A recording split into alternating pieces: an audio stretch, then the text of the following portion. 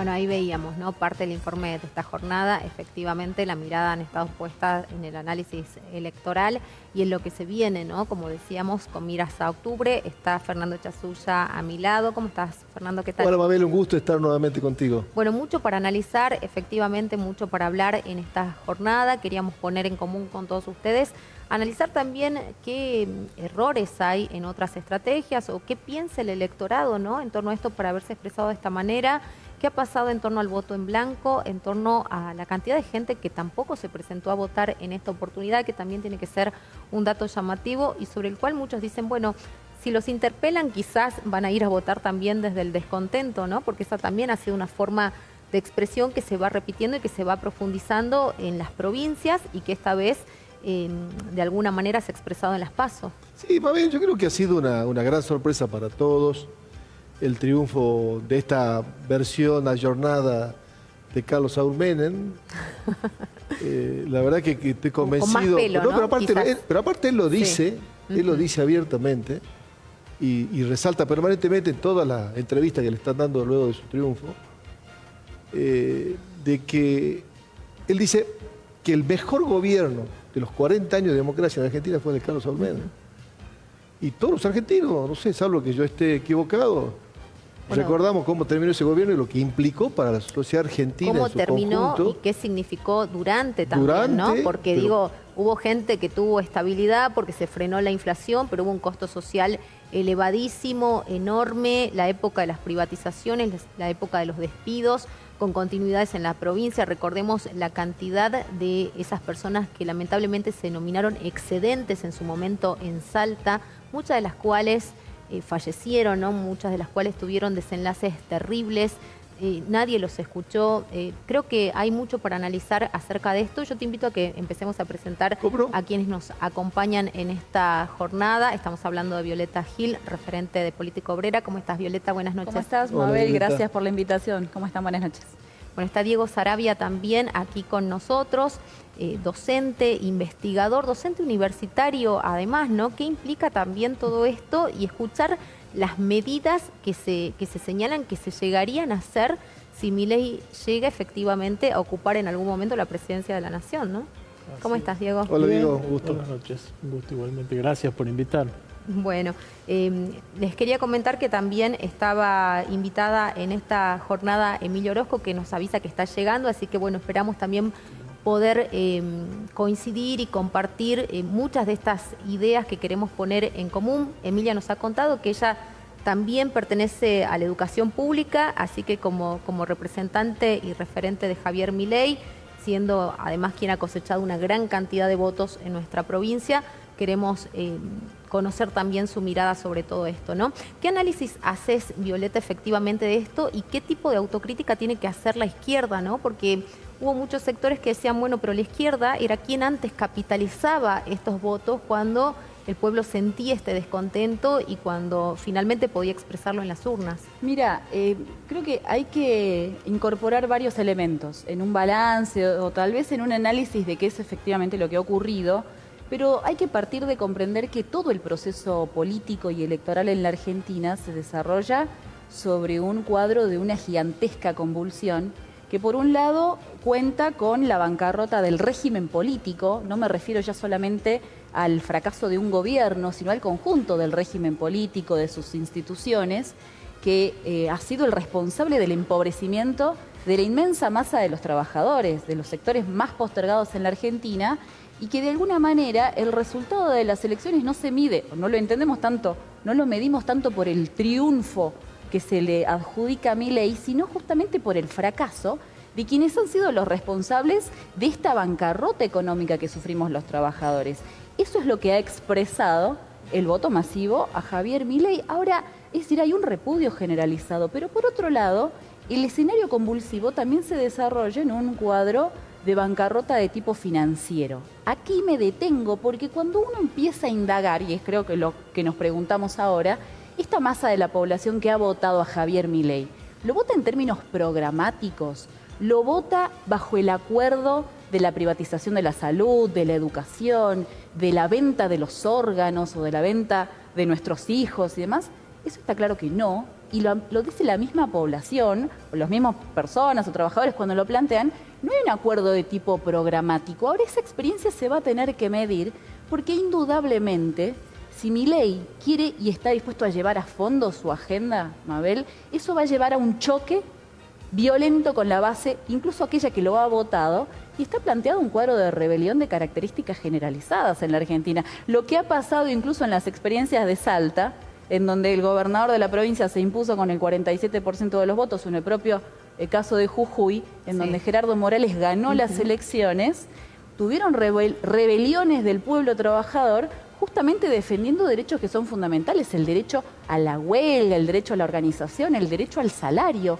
Hay otro elemento que me parece que es central, porque luego de los resultados del día domingo, el gobierno nacional y el ministro de Economía rápidamente han agravado esta situación de destrucción de las condiciones de vida de los trabajadores con una devaluación del 22%, toda la tentativa de tarifazos. En una semana, los trabajadores que ya estábamos muy agraviados y empobrecidos, nos hemos empobrecido en el orden del 22%. Y acá, entonces, no hay que dejar de señalar, omitir que frente al temor o a esta tentativa de un gobierno de Milei y las gigantescas consecuencias que esto podría traer, lo que hay que discutir es en lo inmediato cómo los trabajadores enfrentamos ahora el ataque, los agravios que estamos sufriendo a nuestro derecho al trabajo, a la defensa del valor de nuestro salario, al derecho al acceso a la salud y a la educación, porque esto está siendo agraviado en este momento. Y es por eso, mira, que desde Política Obrera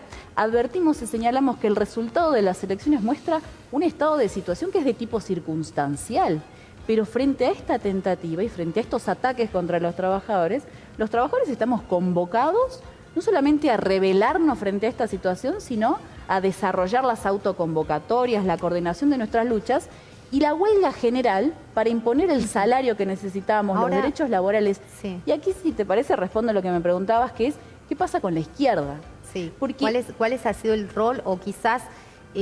la crítica, claro, me señalabas vos. o quizás no sé, la falta de un plan comunicacional que haga que llegue un mensaje claro, ¿no? Porque también la división de la izquierda termina favoreciendo efectivamente a los intereses de otros sectores. Mira, me parece que es muy importante lo que vos señalás, Mabel, porque, y de hecho es lo que nos preguntan de forma permanente, la izquierda ha intervenido en todo este proceso, no solamente en el terreno de las elecciones, en el marco de una profunda crisis que atraviesa la izquierda, que ha abandonado, lejos de este señalamiento, de tener un discurso de tipo convincente, lo que la izquierda abandonó fue la convocatoria, el llamado y la preparación de los trabajadores a rebelarse frente a este régimen que es insoportable.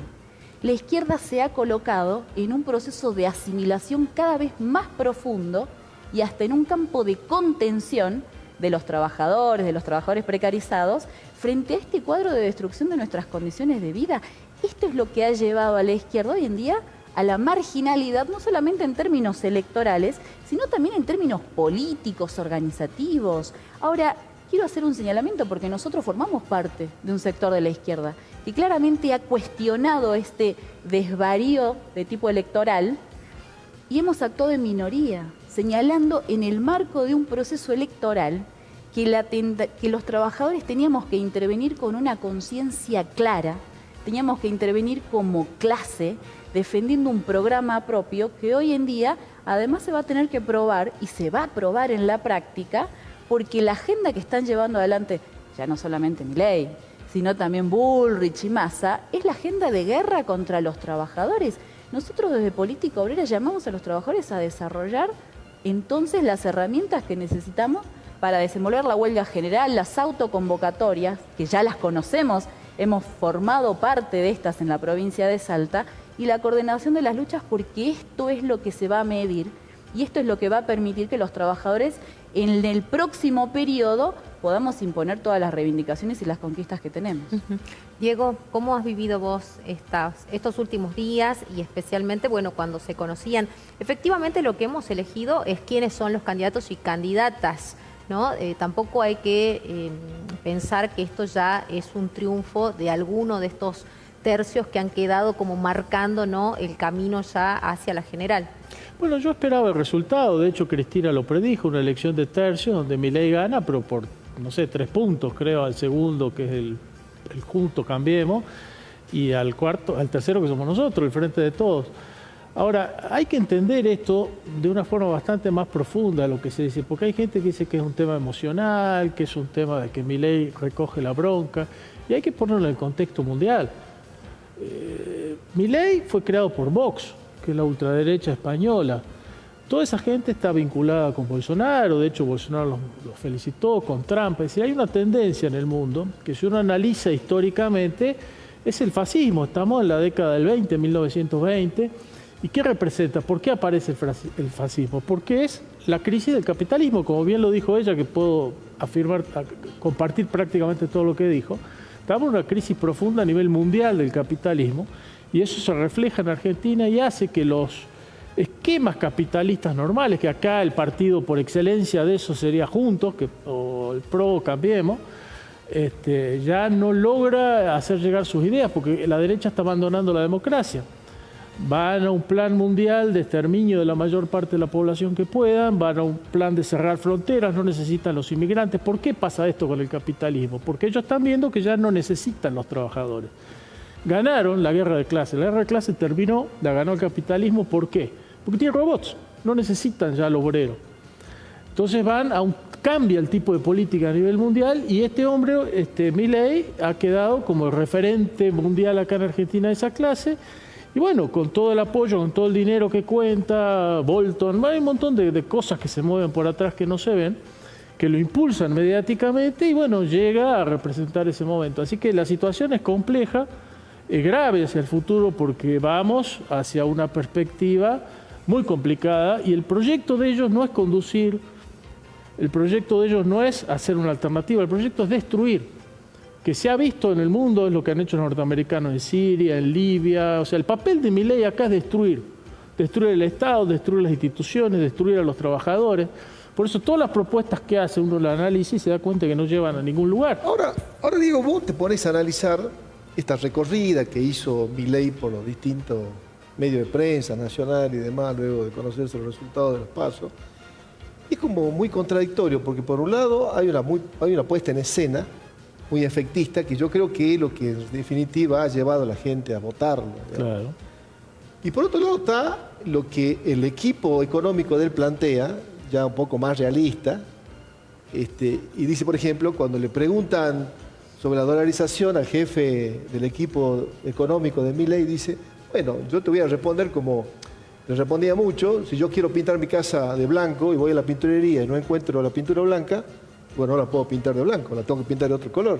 Entonces, no podemos dolarizar si en Argentina no hay dólar. Entonces, primero hay que hacer todo un plan de reforma y de reestructurar todo en la Argentina.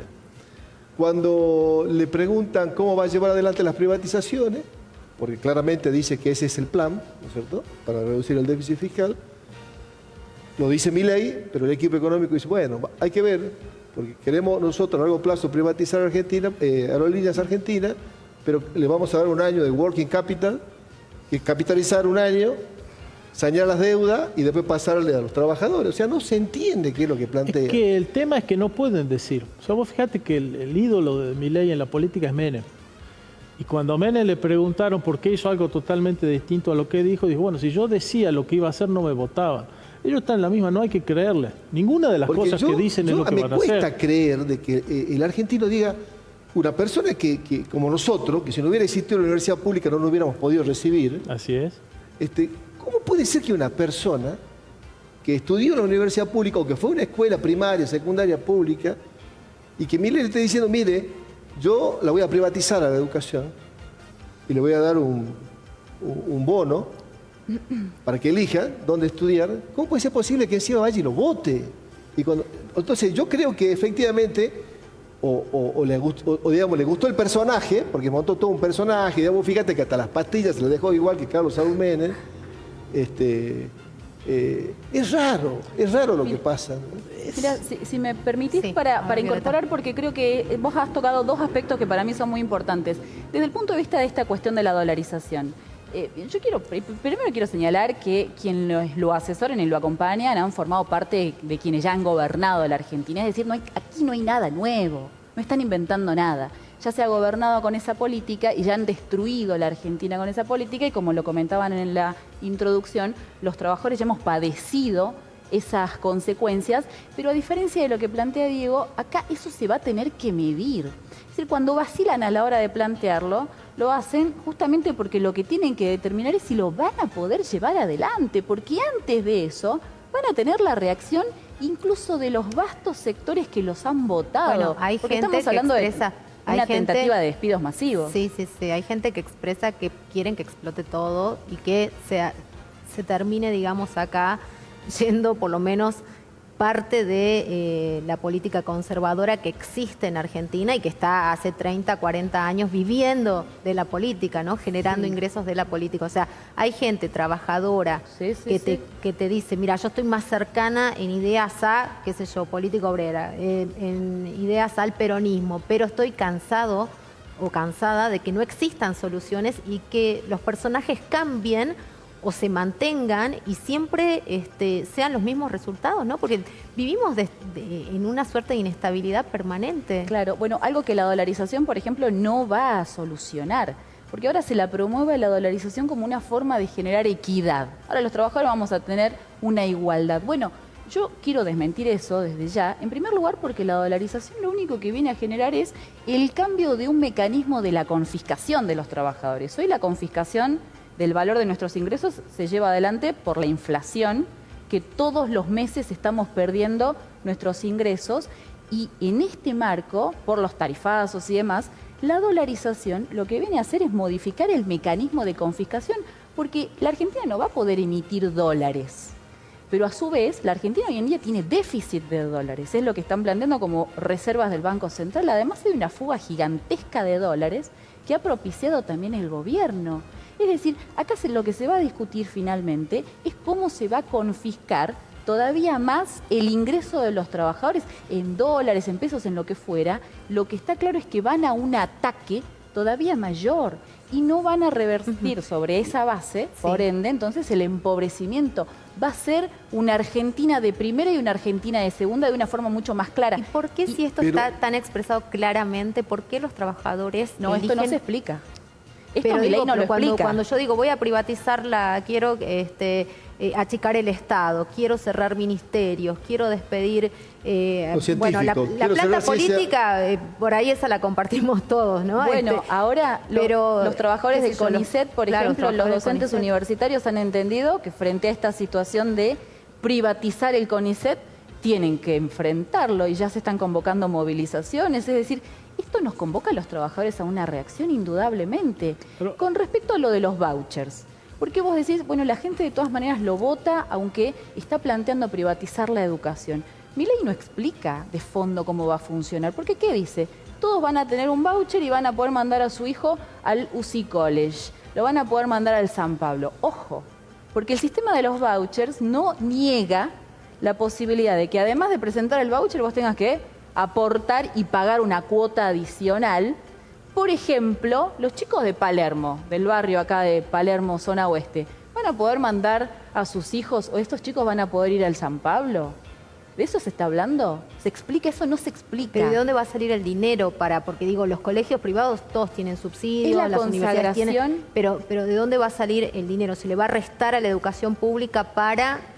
ponerle a la educación privada, por ejemplo? Por supuesto, es la consagración lisa y llana de que hoy las escuelas que tienen los techos hechos pedazos, que tienen docentes completamente mal pagados, no solamente van a seguir así, sino que van a estar peor, porque no solo no se va a colocar el recurso necesario para la infraestructura, sino que los recursos del Estado van a ir a financiar los establecimientos privados. Es decir, es exacerbar todavía más a fondo el negocio de tipo capitalista, la educación como un servicio.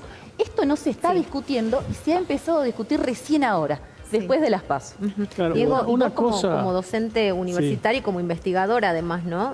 Me imagino que esto te impacta de lleno por toda tu trayectoria. Por tu Obvio, vida voy a en empezar a general. cobrar voucher. Me está diciendo este hombre que el peso desaparece y va a darle la maquinita a los vouchers van a ir a un mercado secundario y va a haber inflación en voucher y va a haber déficit fiscal en voucher, o sea, es un verso total y absoluto. Ahora, lo que yo te quería decir, ¿por qué la gente lo vota en definitiva? ¿Qué pasa si tu pareja te engaña? Bueno, tenés dos alternativas. Podés empezar a hablar, ver si lo perdonás, qué sé yo, qué pasó, por qué pasó, cuáles son las circunstancias. Eso se ha venido haciendo con el peso, porque el peso, en definitiva, lo que le ha hecho a la gente es engañarla. Porque vos cobras en peso y vas ahora con la inflación cada vez más rápida, cada vez vale menos. O sea, te está traicionando. Tenemos una moneda que nos traiciona. Entonces la gente ya se cansó, ya no quiere arreglar, quiere un cambio. Es decir, Claro. chao, fuiste, mi pareja fue, ya me engañaste, ya está, estoy enojado, voy, busco, quiero otra cosa. Entonces viene alguien y les propone otra cosa. Ahora, lo primero que hay que darse cuenta es que te están diciendo que van a dolarizar en un momento en que es probable que el dólar caiga en 2 o 3 semanas en el mundo. Es decir, hay montones de inversionistas que están pronosticando que en los próximos meses o días, incluso semanas, el dólar desaparece y hay una crisis enorme. Estados Unidos tiene una deuda impagable con el aumento de los intereses. No tiene ni siquiera presupuesto para pagar los intereses de su propia deuda y le han liberado el tope de deuda hasta el 2025. Entonces, es como una locura proponerse hoy por hoy dolarizar. Estados Unidos está perdiendo con la OTAN una guerra, le están armando los BRICS. O sea, hay una situación internacional de crisis absoluta de un imperio que va a ser reemplazado por China. Entonces, y nos está pasando ahora. ¿Quién nos salva a las papas ante el Fondo Monetario? China. ¿Por qué? Porque a Massa le iban a negar la plata. ¿Y qué dice China? No, yo le pago toda la deuda argentina. Y claro, salieron los locos a la desesperada y le dan el crédito porque no quieren que China se siga metiendo. Entonces, hay un contexto internacional que hace muy difícil que esa propuesta lleve a algo. Y si llega a llegar, yo me pregunto, ¿de dónde voy a sacar dólares? La universidad le van a dar voucher, que además no van a alcanzar porque no son 3 millones de pesos que se necesita en voucher, le van a dar mucho menos. ¿De dónde va a sacar plata vos acá? ¿Acaso este canal exporta algo? O sea, los únicos empleados que van a poder conseguir dólares son los empleados que trabajan para las multinacionales que exportan. El resto de la población se quejan de los políticos. ¿Y quién va a tener dólares? ¿Y los políticos? Porque el gobierno se va a encargar de darle los dólares a ellos, a los ministros, a los diputados, pero a la gente no va a haber un dólar en la calle. Lo que sí no me hay. queda claro que en 40 años de democracia no hemos sabido darle respuesta a No, la verdadera claro. necesidad de la gente. Así es. Y hay un fracaso rotundo. Por de eso la te digo, la política. traición del peso. El peso es una moneda traidora a su propio pueblo. Mira, Esa es la verdad. Si me permiten, desde el punto de vista de esta cuestión de la democracia, mira, el principal fracaso de la democracia en estos términos es que efectivamente la acción soberana de los trabajadores, del pueblo, no se da en la medida en la que el pueblo no gobierna efectivamente. Y en la Argentina eso está muy claro, solo sino a través de sus representantes. Pero los trabajadores cuando vamos a votar después no tenemos derecho a revocar a nuestros representantes. La acción histórica verdaderamente soberana es la del pueblo interviniendo. Y eso no se va a dar sino sobre la base de una confrontación a fondo con la agenda de Milei, pero también con la agenda de Massa y de Bullrich en los hechos que ahora se está planteando, que es la destrucción de nuestras condiciones de vida, de forma extraordinaria. Entonces, lo nuestro es un llamado a los trabajadores a intervenir ahora, en lo inmediato, porque mientras ahora todo el mundo discute qué va a pasar en octubre, o eventualmente en noviembre, en un balotaje, ahora se está procesando una destrucción fenomenal de nuestras condiciones de vida. Esto es un llamado a organizarnos, a desenvolver la huelga general, porque en términos democráticos, insisto en esto, la única verdadera y real democracia acá es el pueblo actuando de forma soberana, defendiendo su vida misma contra un régimen político que se cae a pedazos y que incluso, frente a esta bancarrota que tiene características internacionales, recién lo señalaba Diego, ni siquiera está claro que Massa llegue, no te digo como candidato, sino como ministro de Economía a octubre, frente a una tentativa de crisis tan profunda que plantea la caída de este gobierno antes de las elecciones de octubre. Es decir, fíjense la envergadura de la crisis que estamos atravesando en la Argentina. Esto es un llamado a los trabajadores a intervenir con la tentativa de luchar por el poder frente a este cuadro de bancarrota y de vacío político. Bueno, la verdad que interesante poder escucharlos, tener el análisis de ustedes también, referentes de espacios políticos diferentes, divergentes, pero con una mirada crítica efectivamente a lo que está pasando en nuestro país, ¿no? Muchísimas gracias a ambos. Gracias, por Mabel, la compartir. invitación. Muchas Muchas gracias. Gracias. Nos vamos a la pausa, quédate ahí, ya volvemos.